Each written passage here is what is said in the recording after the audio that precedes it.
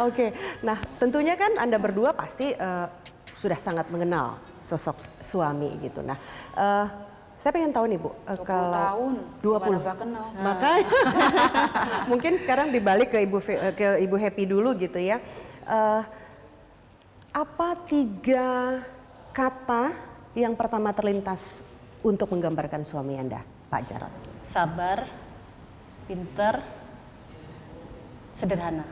Sabar, pintar, sederhana. Kalau Bu Vero? Aku. Ke Pak Ahok, bukan ke Pak Jarod. Bu. Oh iya. Passion, teguh. Dalam arti apapun yang dia rasa benar, artinya untuk kepentingan masyarakat ya langsung jalan teguh dalam menghadapi masalah. Ya tentu satu hal lagi, ya orangnya tuh sebenarnya easy going ya juga ya. Dalam arti dia nggak pernah melihat masalah, melihat subjektif.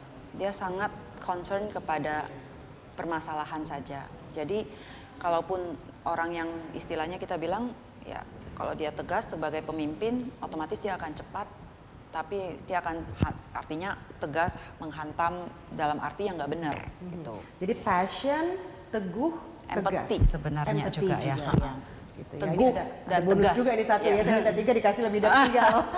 Teguh, Iya. tegas ya. Oke, nah kalau sebaliknya nih Bu, mungkin kan ya namanya manusia, namanya berpasangan begitu. Ada hal-hal yang disebeli dari suami. Kalau Bu Vero, apa sih yang paling disebeli? Mbak, ini udah menikah dong Mbak Rika. Coba apa yang disebelin dari suami? Ini gantian yang kecil ya. Saya mau tahu dulu deh Mbak Rika. Coba yang Pasti soal waktu, soal waktu biasanya. Soal Karena waktu ya? Iya, terasa kurang apalagi hidup di Jakarta gitu ya. Di jalan aja udah macet. Kalau sejam. sekarang sebelnya ya begitu. Kemana-mana udah nggak bisa dong. Udah gak bebas ya? Iya, kayaknya kemana-mana harus taruh boot. Boot foto maksudnya. Makan pun difoto, jalan pun difoto. Akhirnya milihnya di rumah. Udah deh, rumah bikin makanan enak, pesen makanan, nonton di TV gitu. Kalau nonton juga pergi nonton, udah gelap baru masuk. Sebelum terang keluar lagi. Ya Itu saya ya, ada pikir batasan-batasan. waktu mungkin ya namanya perempuan gitu ya. Kalau namanya laki kerja kok untuk masyarakat terus nih misalnya gitu ya.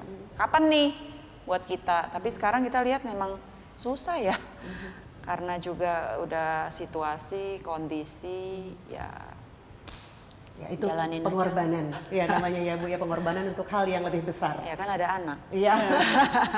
Kalau Bu Happy, ada nggak yang disebeli sama? Ya sama lah ya waktu, apalagi sekarang masa-masa kampanye seperti ini kan, Bapak berangkat pagi, kadang-kadang pulang juga kita Pagi udah ketemu tidur. malam, malam ketemu pagi. Malah sekarang Iya. Ibu Happy-nya yang menikmati. Iya. Menikmati ikutan belusukan. Iya, betul. Daripada kita di rumah kan, kalau Kita waktu Bapak aktif kan, kita kan aktif di PKK, di organisasi wanita. Tapi kalau sekarang kan, ya kebetulan saya juga Nggak bisa aktif diem di... sih kayaknya Ibu juga. Kalau dia malah sakit kali ya Bu ya. Iya, jadi kayaknya kita lebih menikmati kalau turun, ketemu warga, belusukan, terus komunikasi dengan warga, apa hal-hal yang mungkin perlu kita sampaikan ke Bapak. Sehingga itu lebih membuat kita lebih menikmati ya gitu loh. Karena masa-masa kampanye ini kan juga tidak hanya Bapak, tetapi kita juga harus menjaga hati lah gitu loh. Tugas kita itu kan menjaga hati kita untuk suami dan juga untuk anak-anak kita, seperti itu. Nah tadi kan sebelumnya Bu Vero sempat ceritanya soal legacy gitu ya. Secara singkat Bu, apa legacy yang ingin Bu Vero dan Bu Happy berikan nanti sebagai pendamping suami yang menjadi gubernur dan wakil gubernur? Pertama, saya pikir yang paling penting adalah sistem di pemerintahan harus dikunci. Jadi misalnya kayak sekarang sebagai ketua Dekranasda, kita kan banyak sekali pengrajin sebenarnya. Kita nggak mau lagi model-model yang kita banyak sekali pameran.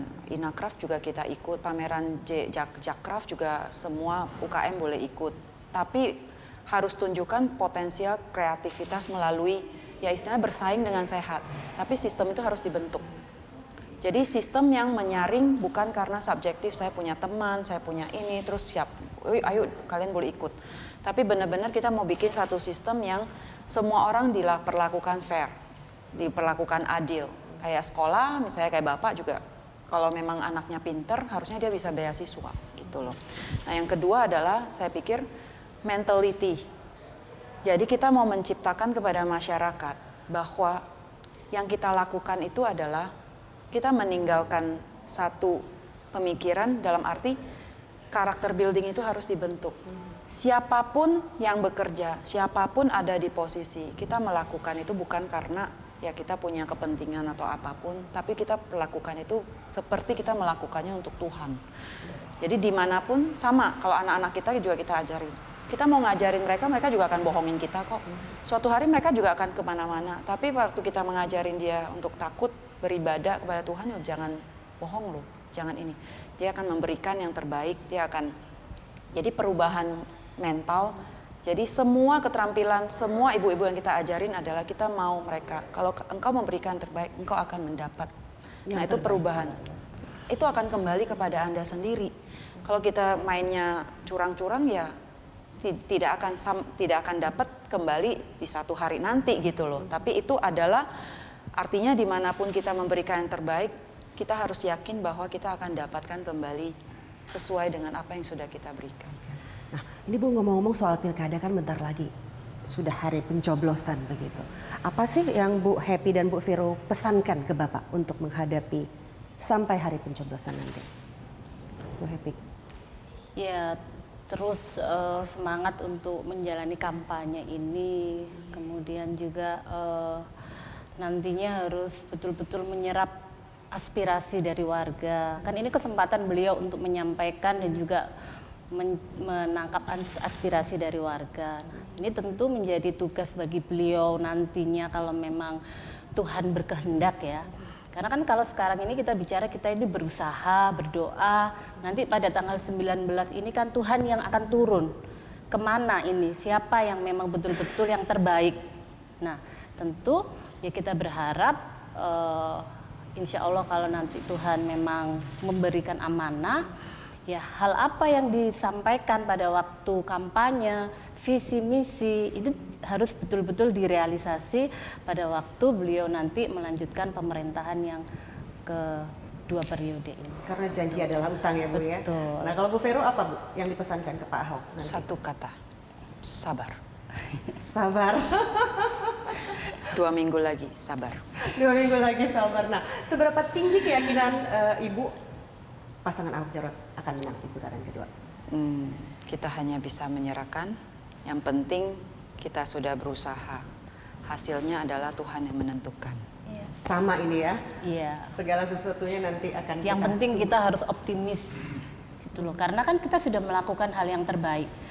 Ya, Bapak berdua ini dan juga kami sebagai istri ini kan